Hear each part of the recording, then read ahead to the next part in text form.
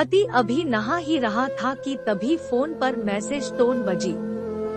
पत्नी मोबाइल के पास में ही खड़ी थी, उसका ध्यान फोन की तरफ गया। उसने सहज ही फोन उठाकर मैसेज पढ़ा। हाय गुड मॉर्निंग देयर, किसी बेबी का मैसेज था। पत्नी सोच में पड़ जाती है कि अब यह बेबी कौन है। तब तक पति भी नहाकर बाहर आ चुका है। पत्नी उसे किसी बेबी का मैसेज आया है बताती है। पति मुस्कुरा देता है, फोन उठाकर उस मैसेज का रिप्लाई करता है, hi baby how are you, और अपने काम में लग जाता है। इस रिप्लाई को भी पढ़ती है। अब हर पल पत्नी के दिमाग में यही विचार कौंधरा रहता है कि यह बेबी कौन है। शाम को पति घर आता है। पत्नी उससे पूछती है, यह बेबी कौन है। पति जवाब में सिर्फ मुस्कुरा देता है और फिर से अपने काम में लग जाता है। 2-3 दिन बीत जाते हैं। उन विचारों ने अभी तक पत्नी का पीछा नहीं छोड़ा था और फिर से पति के मोबाइल पर फिर एक बार बेबी का मैसेज आता है, आज तो मिलोगे कि नहीं, तुम्हारी बहुत याद आ रही है।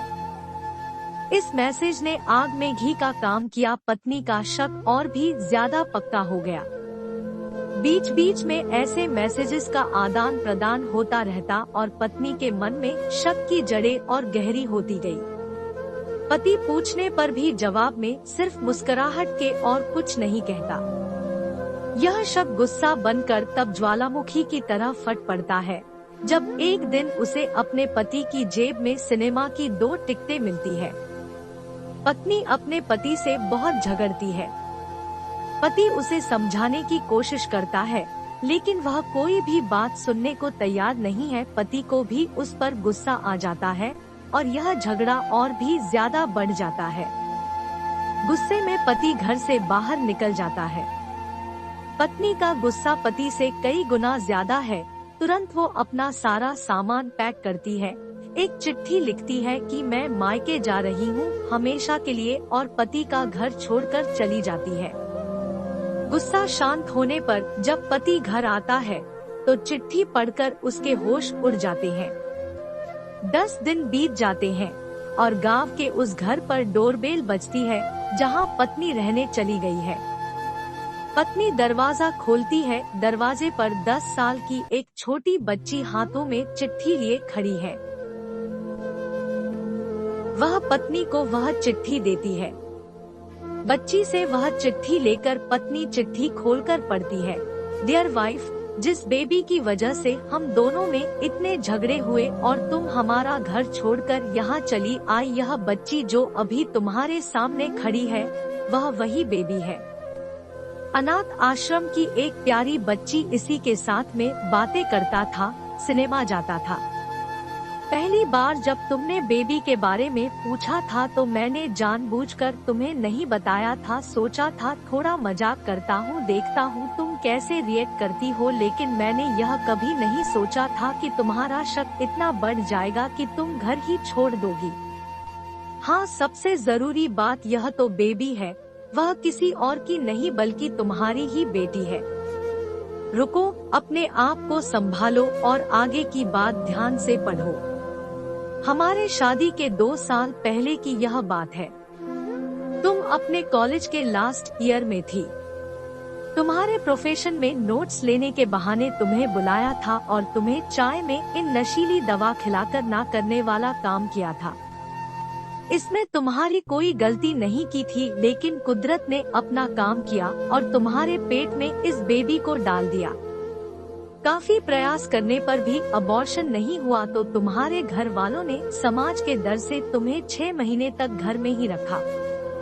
तुम्हारे पिताजी खुद एक डॉक्टर है, इसलिए यह बिन मांगा बच्चा बड़ी आसानी से बिना किसी को कनोकान खबर हुए इस दुनिया में आया।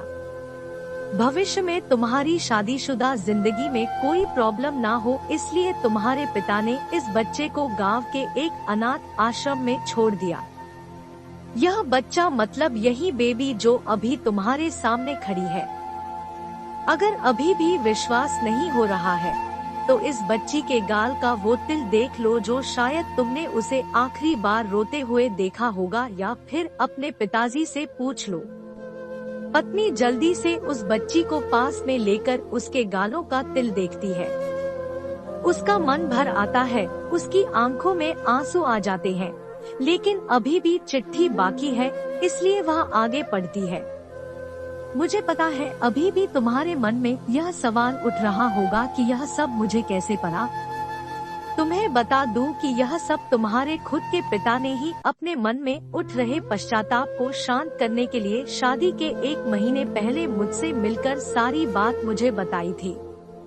उन्होंने यह भी कहा था कि अगर मैं चाहूँ तो शादी से इनकार कर सकता हूँ। मैं स्वीकार किया, क्योंकि इस पूरी घटना में तुम्हारी कोई भी गलती नहीं थी और हमारी शादी हो गई। तुमने मुझे बहुत प्यार दिया, लेकिन तुम्हारे पिता से बेबी के बारे में जानने के बाद मैं उसे मिले बिना नहीं रह पाया। मैं बीच बीच में उससे मिलता था, उससे मिलना, उसके साथ समय बिताना मुझे अच्छा लगता था। कितनी प्यारी बच्ची बिना किसी गलती के क्यों सजा भुगते, बस इसलिए मैं उसे थोड़ी सी खुशी देने की कोशिश करता था। बस मुझे इतना ही कहना था। अब अगर तुम फिर से अपने घर आकर मेरे साथ रहना चाहो तब और सिर्फ तभी गैलरी में आ जाओ, तुम्हारा और सिर्फ तुम्हारा डियर पति। बिना एक क्षण की भी देरी के पत्नी दौड़कर गैलरी में पहुंची और रास्ते पर उसका पति एल खड़ा था, उसके चेहरे पर मुस्कान की पत्नी की आंखों में आंसू के पूर्ण। कारण कुछ भी हो, अपने दोनों के बीच में कभी भी सबको थोड़ी सी भी जगह मत दो, क्योंकि दुनिया में हर बीमारी का इलाज है, लेकिन शक नाम की बीमारी का कोई इलाज नहीं है। मन शांत रखो, जो भी मन में आए एक दूसरे को बताओ। आज की स्टोरी आपको कैसी लगी है? अच्छी लगी है तो इस चैनल को सब्सक्राइब करके बेल आइकन को प्रेस करना ना भूलें।